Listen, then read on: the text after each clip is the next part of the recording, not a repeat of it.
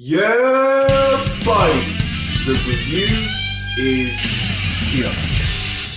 I am Griffin and welcome to the channel. And today, just before we just get started, I just want to say thank you. And we have just passed 1,000 views on this channel. And you know what? 2 weeks ago, 4 weeks ago, I had no idea that I could even, be on camera, do these reviews, do these reaction tributes. And honestly, it's a great honor. And I thank you all from the bottom of my heart. You guys are brilliant. If you're new here, please subscribe to this channel because we do reviews here, we do tribute reactions, and I have a lot more in stored for the future as well on this channel. But yeah, again, thank you so much, especially to the 38 subscribers that are on this channel. You guys are awesome. So, without further ado, let's talk about Shazam! But yeah, let's begin with unpopular opinions. Nothing can be flat out brilliant, and nothing can be terrible. And to begin with, one of my unpopular opinions, I have to say, was probably the opening to this film. Now, when I originally saw it, I loved the opening. I thought it was great because for me, it's very hit and miss. There's parts of it that do work and there's parts of it that don't at the same time. Meaning so that, because what's happening with Dr. Savannah's character is that it's that moment in the film where the film is trying to make the audience feel empathy for his character, because he goes on to become this righteous villain that believes in everything that he's doing. And at the same time, we can understand that he's being mistreated from his parents, but at the same time, it's not enough for me to feel like as if, oh, I can totally understand why you want to summon the power of Shazam, or you want to then treat other people badly. Because the way that it came across to me was that it was just kind of whimsical bullying from their family.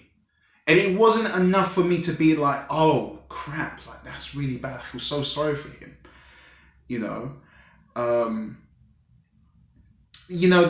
There wasn't enough, I'd say not there wasn't enough material, but I think they could have directed it differently, with that character. But yeah, so that's one of my unpopular opinions there. And I can see it resonating with a lot of people, feeling that empathy for that character, but I feel as if it was very cut and dry. So yeah, let's move on to the humor in this film. There's times in this film where this humor lands. It lands right on the head, and it is funny because the whole lore of Shazam, and especially in this film, is that there's a lot of heart to it. There's a lot of comedic moments which I can appreciate, and then this is what only makes Shazam a lot more different to the likes of all the other films that we get in the DC universe.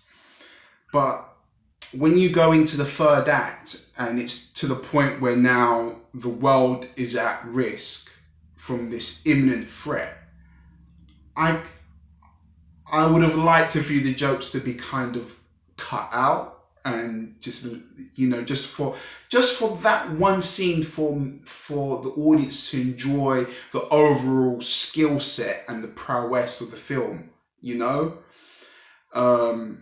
so that was one of my discrepancy in that moment there. Is there any other unpopular opinions? I don't know, is there?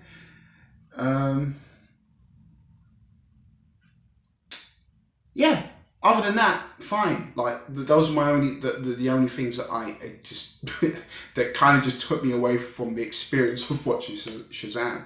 But let's move on to the positives, because I think there's a lot of positives to talk with this film. One of them being Zachary Levi. He's absolutely amazing. Can't wait to see where they take his character in the future. He's just so, he's just so captivating as Shazam. When you think of Iron Man, you think of Robert Downey Jr. When you think of,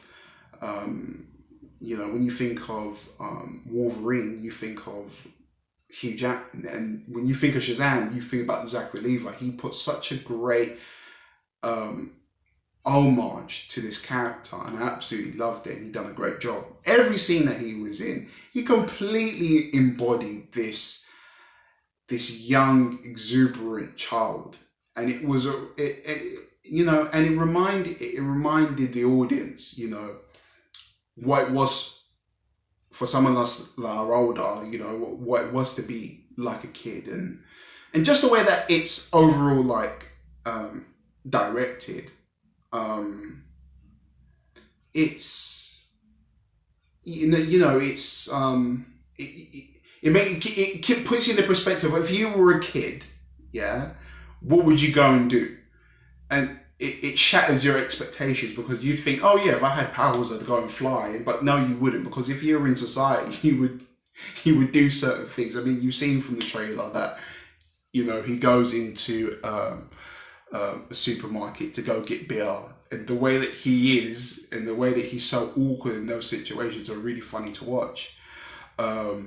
So yeah, he was brilliant. I'd have to give a shout out to the Wizard, played by, give me 1 second though, played by Dimian Hounsou. I probably butchered that, but anyway, as the Wizard.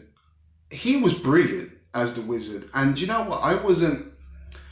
I didn't know that he was going to play the Wizard. I had it in my head that he was going to play another character within the film. And when he appeared in the first 5 minutes of the film, I was completely blown away. His transformation as the Wizard is actually really fun to watch. And he embodies that character as the Wizard really well. And the way that he interacts with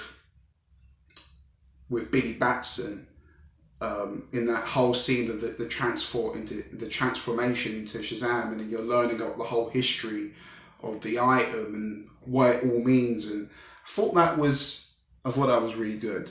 The relationship between Freddy and Billy Batson is really cool. Just full of, again, it's full of heart. They go through their moments of change, and it's really fun to watch, to see those characters grow in the story. Another thing that I think was a big thing in this film was the whole character arc with Billy.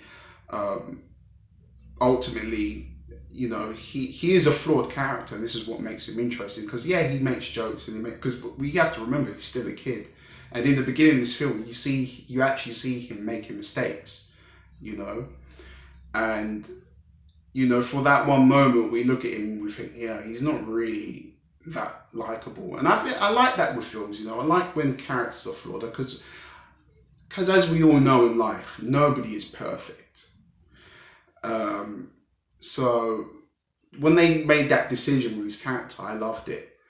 And they showed Shazam, they showed Billy Batson, what kind of person is he without his powers. And I really loved that,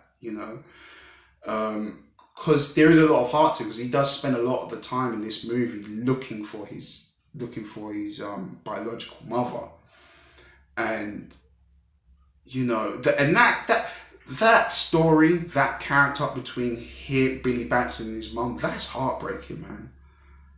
I remember, that whole scene, that character arc in there is really, it does touch you, and they've done a good job there.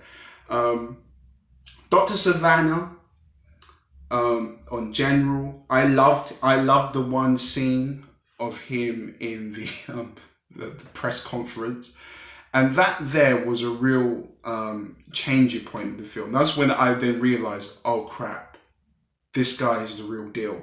And I found him more menacing than Orm. from Aquaman. Now that I was thinking about it, I had Dr. Savannah at, I'd say, at number 3 all time out of the villains. But thinking back on his performance that Mark Strong gave, I would honestly, I'd put him at second with General Zod at number 1. But yeah, like he done a great job. He done great with the material he was given ultimately. What else did they talk about? Yeah, no, the family was great. The family, they done their thing. There is one actress in particular. She's just on the screen here. Hold on a second.